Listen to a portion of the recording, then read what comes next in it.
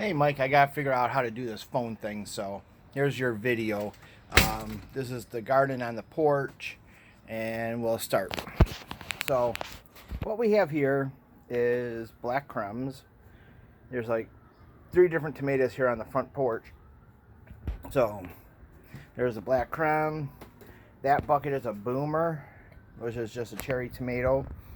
A large cherry tomato we got, and another boomer. And then since we're right here, I'll show you the mother rose bush in the back.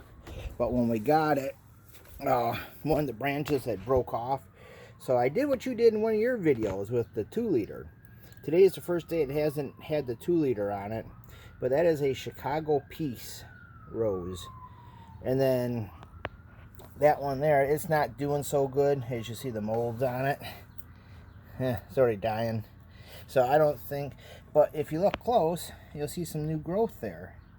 So I'm giving it the benefit of the doubt. I'll probably put the 2-liter back on that one to see what happens. But, you know, I'll show you the mother plant for that Chicago Peace. All that new growth is just amazing. Amazing.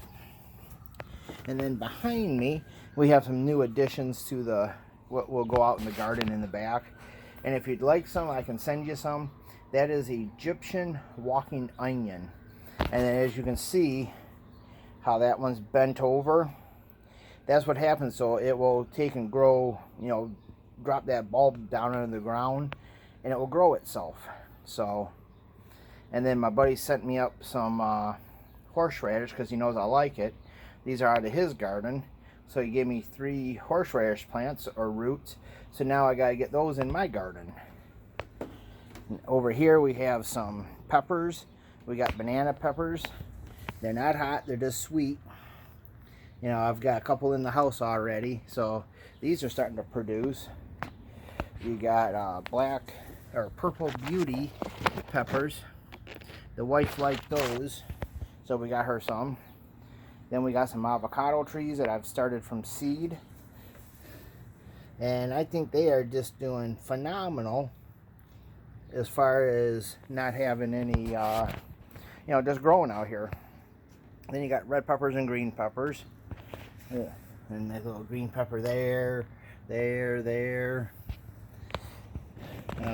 Another one back there. Then you get into our, what's left of our squash. It's not doing so good. Don't know why. But that's okay. We'll just pull it out and redo it next year. Here we have peas, which are dying out from the year so far, which is okay. And then we got beets that I just put in to go with it. Come down to the front. This is just, like I say, just the front of our house. Let's go this way. You've got a purple lilac there, a butterfly bush, which is just gorgeous. It gets those really pretty purple flowers, and it will draw in the butterflies and hummingbirds and that. You got some marigolds that just haven't produced flowers yet. Another butterfly bush. My old girl here, this is a purple and white lilac. This one's about 10 to 12 years old or so. Then the wife and I got a couple packs of petunias and did our own little flower planters, and then saw your video, so I'm going to bring these in for the winter and propagate them so I can have them for next year. Then you get into our Wigelias. We have a dead one there. That was a Java, or I think that's a Java or a Prince Red. That one might be the other red. Tomato just started growing. You got another Wigelia. I think that's variegated. I think variegated. I can't remember. A New Jersey blueberry, and then a couple of blueberry plants from Lowe's. Just their specials that they had. Everything needs watering today out here. Awful. Then you got my grandma. Now don't laugh, but grandma here is a yellow and white honeysuckle that she had at their house in Detroit, and not this plant per se, but the plant itself is still growing on the fence, and it is at least 50 years old. So when I was at my parents' house, my mom gave me some cuttings, brought them home last year, and this is how much it's grown in a year. So I'm very happy. And then all our green giant arborvitaes, or however you say that one, I want to get these nice and tall to block out that house. Over here is just some ground cover.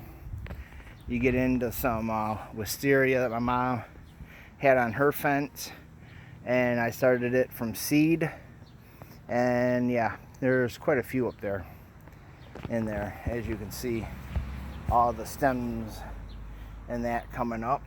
Then we get in the backyard, probably going to get greeted by Avery. Oh, there's Avery. That's the troublemaker, aren't you?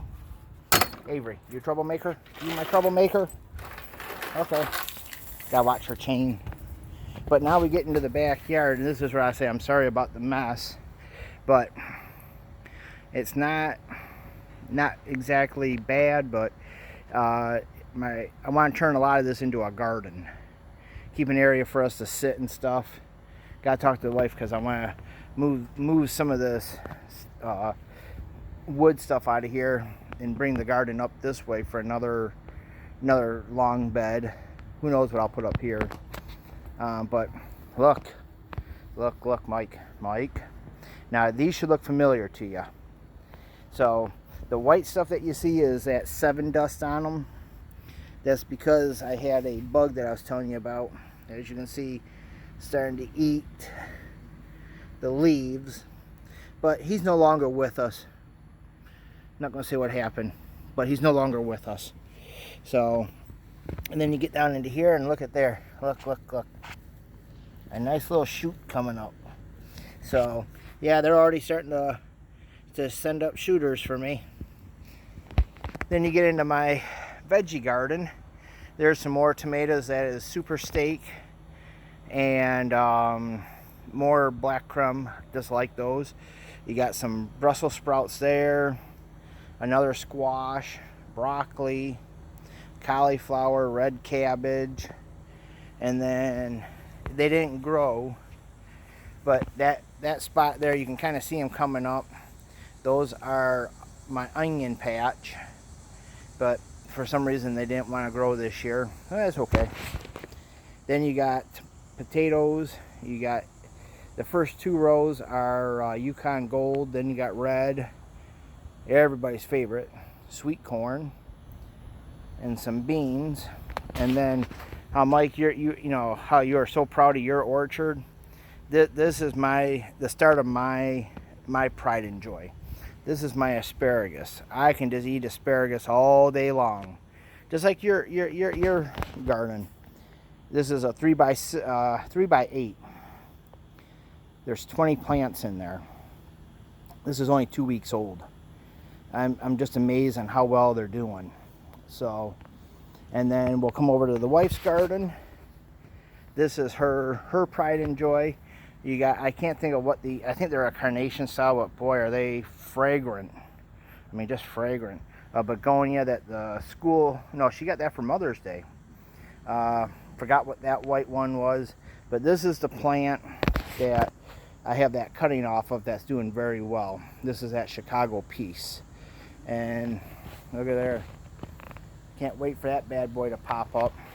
But, so, along the back there, I'm thinking, you know, I don't want my finger to be focused on, but like all along right there, where all those saplings are, I want to keep a little bit of distance between that and the fence.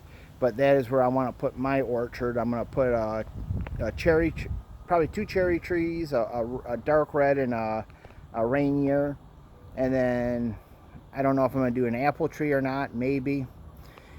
Definitely grapes. So any hints and helpful advice I can get from you on that kind of stuff, because I'd like to do what you did with your, how did you say it, expiando, you know what I'm trying to say, how you got your trees to grow along the vines. But that's the backyard. That's just a junk pile. That's the old chicken coop. That's where that used to be back there. I just got to get it all chopped up, ready for the fire pit.